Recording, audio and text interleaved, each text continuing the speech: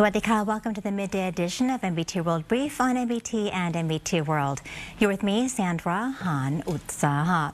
In our first story, the government is preparing a development push for Thailand's 5 southern border provinces,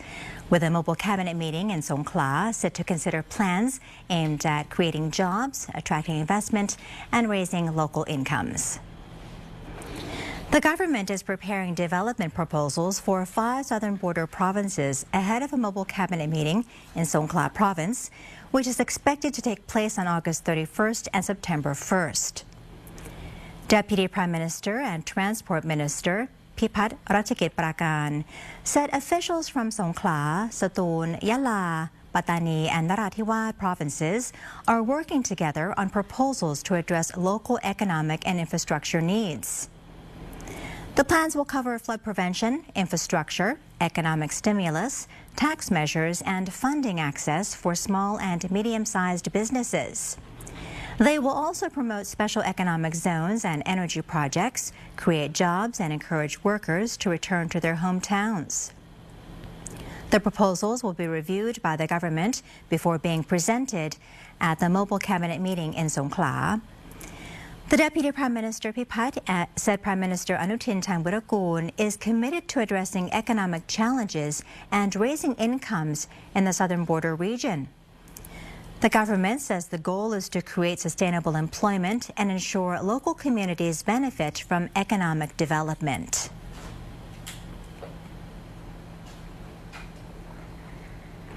The cabinet is also set to consider 6 national measures today to improve school safety as the government moves to address the issue beyond the education sector, with mental health and student well-being also part of the response. Professor Dr. Yochanan Wongsuwat, Deputy Prime Minister and Minister of Higher Education, Science, Research and Innovation, or MESI, Ministry and Education Minister Prasert Jantararongtong, are set to present the 6 measures at today's cabinet meeting. The Deputy Prime Minister, Yochanan, said he will soon consult the Royal College of Psychiatrists of Thailand for advice on psychological support, stressing that school safety requires a coordinated and national response rather than being handled by the Education Ministry alone.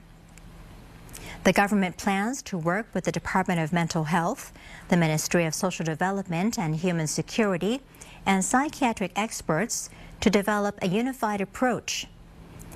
He also addressed concerns that teachers may be putting pressure on students, saying the issue needs to be tackled as part of a broader effort to protect student well-being. As for claims of bullying in schools raised on social media, the Deputy Prime Minister responded that police are responsible for investigating the facts, while the Education Ministry will focus on safety within schools.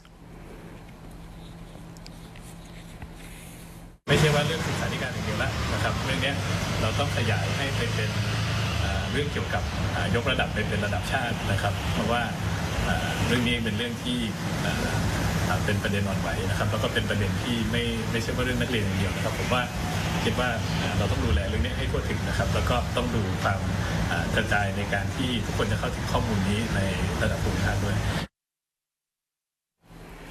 To tackle floods and droughts before they turn into disasters, the government is shifting its focus from reacting to emergencies to identifying high-risk areas and preparing communities in advance.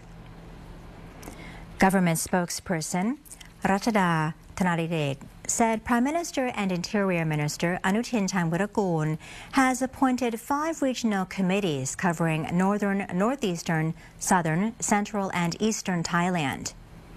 The aim is to ensure central, provincial and local authorities work from the same data and plans, allowing faster action and assistance. The government is also ordering the Geoinformatics and Space Technology Development Agency, or GISTA, and the Office of the National Water Resources, together with experts, to develop detailed flood and drought risk maps down to the sub-district and village levels. Meanwhile, Deputy Prime Minister Nitithan Prapad has been assigned to oversee flood and drought preparedness in the central region, including prevention, emergency response, recovery, and public communication. Prajop Khiri Khan province will serve as a model for agricultural drought management, while Ayutthaya province will be a model for flood management.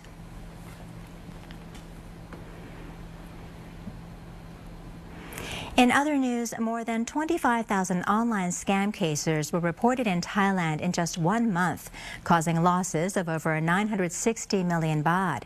Authorities are warning residents and visitors to watch out for scammers impersonating officials and demanding money.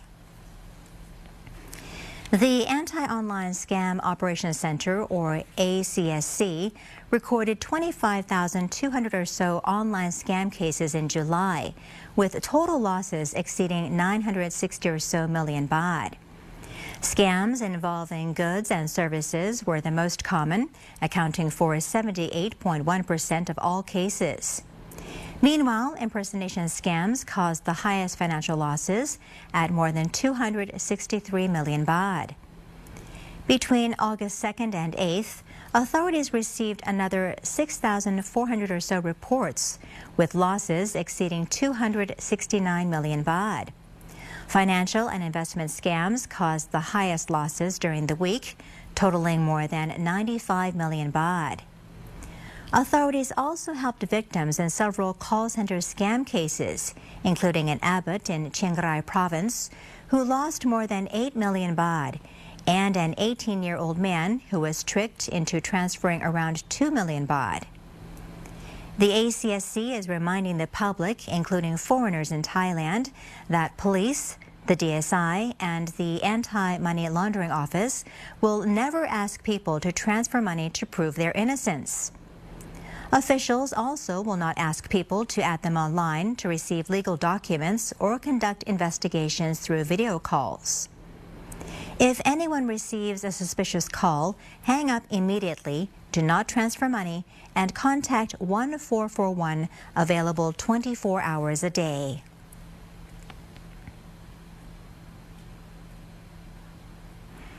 And in one final story, the Bank of Thailand says the country is fully prepared to welcome thousands of global economic and financial leaders for the 2026 IMF-World Bank annual meetings. The event is expected to boost tourism, business, and investment while raising Thailand's profile on the global economic stage.